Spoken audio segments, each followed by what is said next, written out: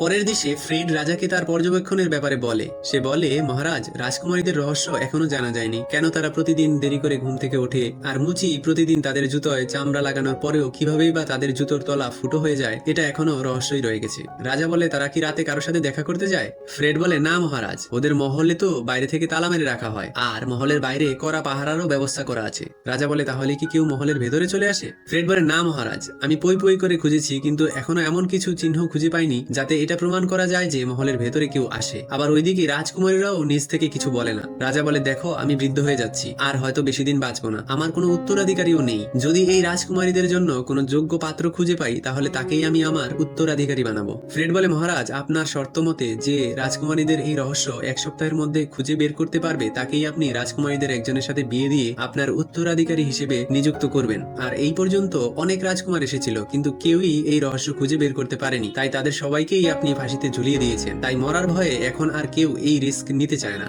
রাজা বলে, এভাবে চলতে থাকলে তো আমি উত্তরাধিকারী ছাড়াই মারা যাব। তখন আমার রাজ্য আর রাজকুমারীদের কি হবে? অনেকদিন ধরেই ফ্রেডের নজর আমান্ডা নামের রাজকুমারীর উপর ছিল।